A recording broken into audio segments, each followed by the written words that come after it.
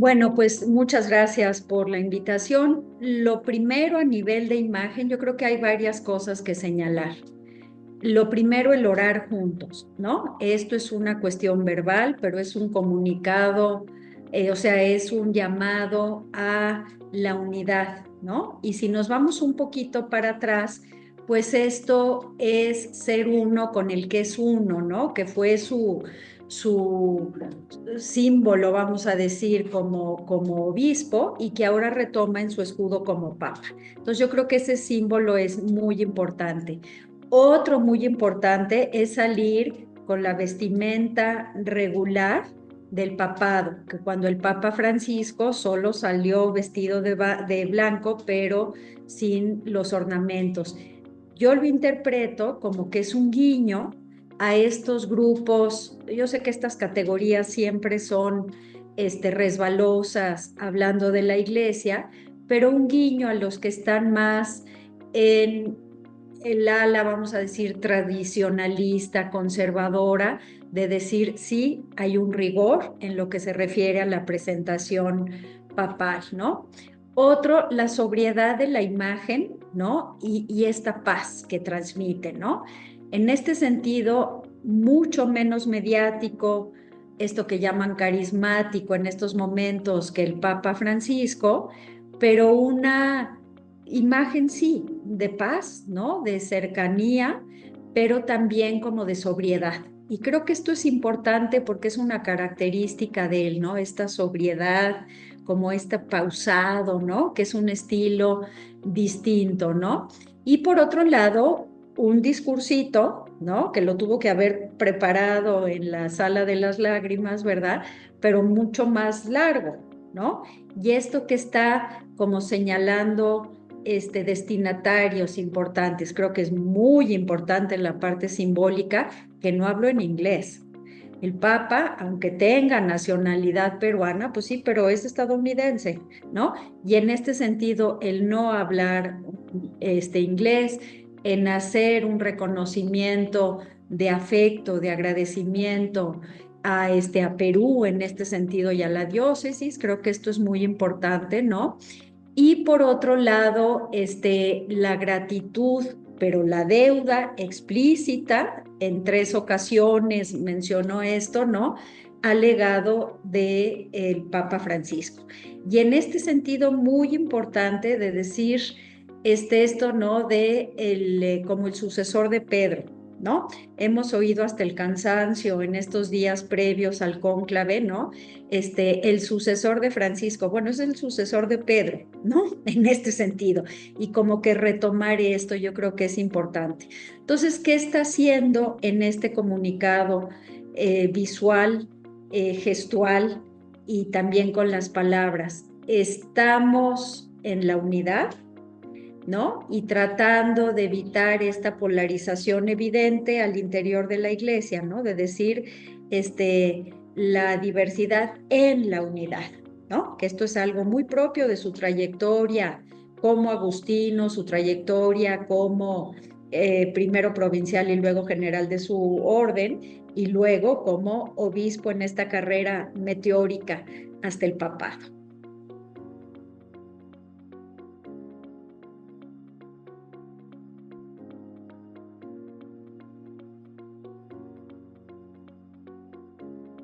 Bueno, yo creo que para hacer justicia a los papas anteriores, podríamos comenzar con Juan Pablo II, que tuvo pues una cercanía y un carisma con los jóvenes muy importantes, sí, pero con los jóvenes católicos, ¿no? Esto sí como que queda muy claro.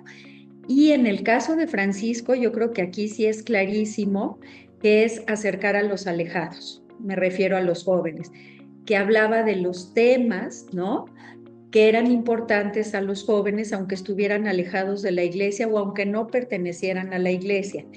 Y en este sentido, pues ahora sí que este bono, vamos a decir, pastoral, simbólico, que le deja Francisco al nuevo Papa, en este sentido es muy importante. Es decir, una iglesia que habla de la realidad como es, y luego viene la doctrina, luego vienen los cómo, pero de una realidad como es. Y está, por supuesto, uno de lo más taquillero previo, que fue el tema ecológico, pero además los temas que les importan a los jóvenes, que es cómo se vive en el presente. Y es en este legado que menciona León XIV, ¿no? Pues que tiene que ver con esta herencia, muy buena herencia que le deja, ¿no? La iglesia tiene algo atractivo, algo importante, pero sobre todo algo esperanzador, ¿no? Estos jóvenes en busca de sentido, algo que puede aportar a los jóvenes y que hace pues unas décadas no se veía, ¿no? Entonces yo creo que esta plaza llena, punto y aparte hay que decir que no hay nada como la ritualidad católica en el tema de lo simbólico, ¿no? Estos jóvenes posmodernos son tremendamente simbólicos, visuales, y bueno, pues es que esta cosa del cónclave es una maravilla como para entrarle a la ritualidad, ¿no? Entonces, pero sobre todo es eso, ¿no? Es hablar en esta búsqueda de sentido y búsqueda de esperanza en un mundo roto.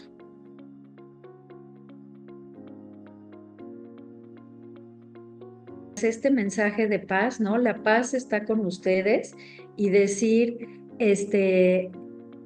Jesús quiere la paz de todos, ¿no? Y los llama a todos. Esto pues resuena en un mundo roto de donde de todas las carencias que padece este mundo contemporáneo, la más fundamental es la de paz, ¿no? Y que comienza en el interior personalísimo de cada uno, de decir, no estamos en paz ni con nosotros mismos, ¿no?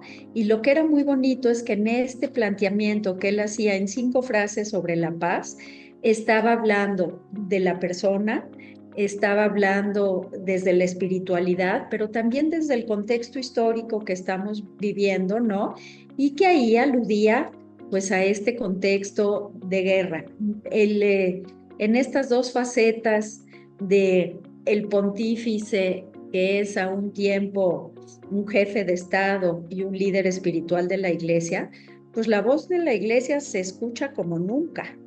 Y es una iglesia preocupada por la paz. Si a esto le sumamos esto que los grupos ultra conservadores estadounidenses, los famosos MAGA, ¿no? The Make America Great Again, ¿no? Que rescatan, digo, en contra de esto, los tweets al principio, el ex ahora, de los pronunciamientos de el cardenal hace unos meses sobre los migrantes en Estados Unidos, sobre el conflicto en Nicaragua, cosa que ni el Papa Francisco se había metido, ¿eh?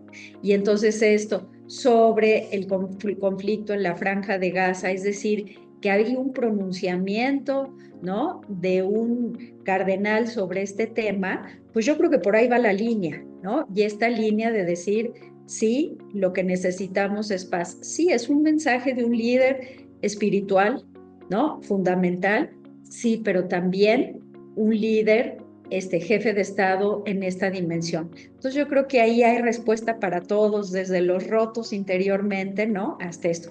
Y nos recuerda además, pues lo que siempre ha dicho la Iglesia, que es nuestra esperanza cristiana, ¿no?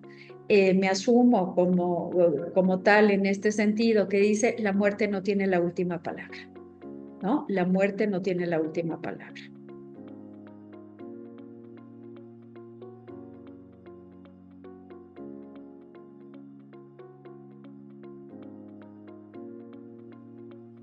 Sí, yo creo que esto es fundamental.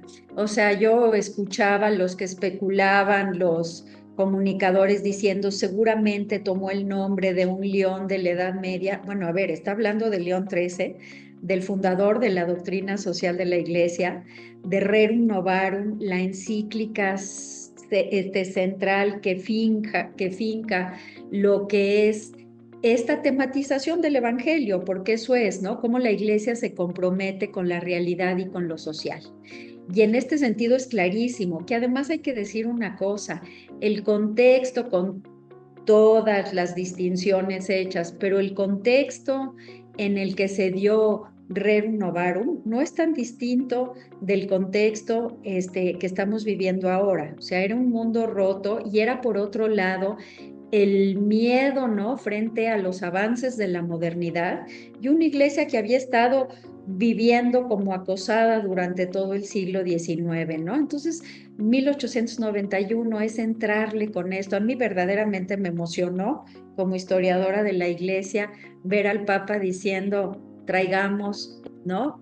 A la presencia a León XIII y todo lo que implicó. Entonces sí, yo creo que ahí hay una línea de continuidad a pesar de la distancia en el tiempo enorme y que lo veremos muy claro. Ahora, además, predica con el ejemplo, porque toda su trayectoria ha sido eso, es fincado en la doctrina social de la iglesia, ¿no?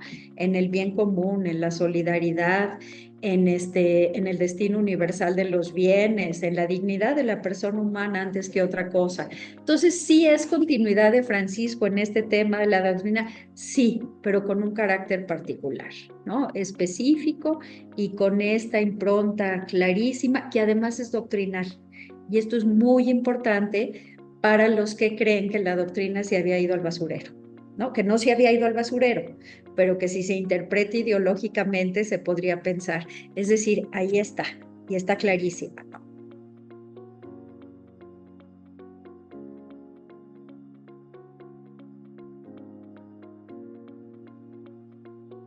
Yo creo que lo primero sería un capitalismo excluyente.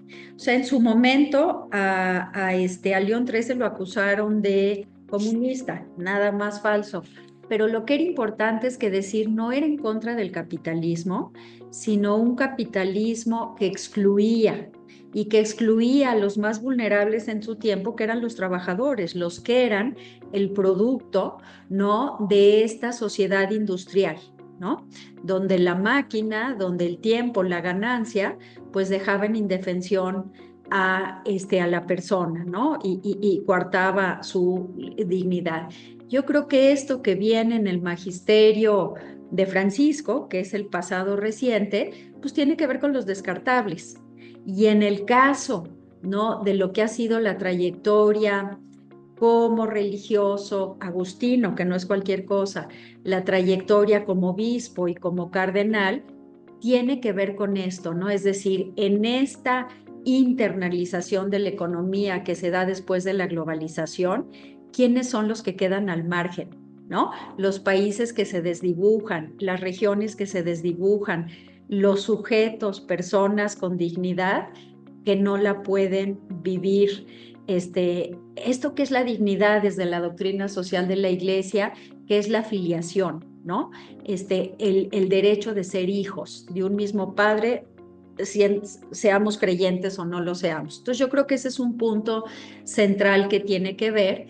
Y luego, pues en este sentido también las distintas formas de pobreza, ¿no? Si lo que hablaba León XIII, que además estaba ahí la mujer trabajadora, ¿no? Pero en este caso también, ¿no? Y luego el tema de sustentabilidad, el tema de educación, que es muy cercano para él, pero que son los nuevos temas del mismo problema que planteaba León XIII, ¿no? Y por otro lado, de decir qué frente a la modernidad. Ahorita podría decir qué frente a la posmodernidad, ¿no?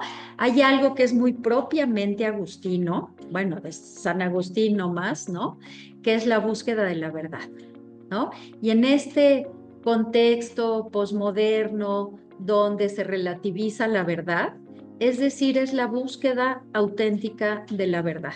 Entonces yo creo que son como, ya lo iremos viendo en las próximas semanas, en su misa oficial, vamos a decir que es el 18 de mayo, que además es interesante, que no va a ser en San Pedro, sino que va a ser en Santa María la Mayor, ¿no? O sea, donde descansan los restos del Papa Francisco, ¿no? Vamos a empezar a ver cómo tematiza, cómo actualiza el legado de Rerum Novarum de León XIII, ¿no? Un pontificado larguísimo de León XIII, ¿no? Que parece ser que este va a ser largo, ¿no? Para lo que son los temas actuales.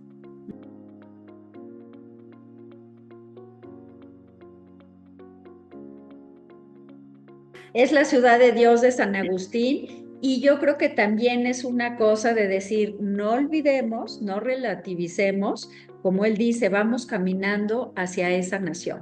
O sea, de que sí es lo intrahistórico, sí, pero es lo metahistórico, es la vida trascendente. O sea, no podemos disociar, ¿no? Lo intrahistórico de lo metahistórico. Además es el tercer Papa Agustino, ¿eh? No es el primero. Pero lo que es muy interesante en este sentido es que un agustino tiene central la búsqueda de la verdad. Esto es muy importante. Algo que es su lema pontifical, pero que es también, como decía, su lema de obispo, pero que es de los agustinos, que es la unidad en la diversidad. O sea, esto podemos ser distintos si somos estos, sí, pero en la unidad de la iglesia. Y esto es muy pobre. La idea de comunión, la idea de unidad es fundamental del carisma agustino, ¿no? Y luego está pues esta preocupación por la educación, que es muy importante en ellos, ¿no? Y el carisma agustino es un carisma de misión, ¿no? Es un carisma de misión. Esta foto que por ahí se ve, que me encanta, ¿no? Que está el obispo en el caballo dando vueltas. Bueno, pues eso es un misionero agustino, ¿no? En este sentido, y la vida comunitaria. La vida comunitaria que además, como buen religioso, recupera lo que son los consejos evangélicos, ¿no? Este estar en brecha, ¿no? Estar en la base de la iglesia y los consejos evangélicos que tienen que ver con la pobreza, con la castidad y la obediencia. La austeridad no es un gesto, no es un símbolo, es identidad fundamental.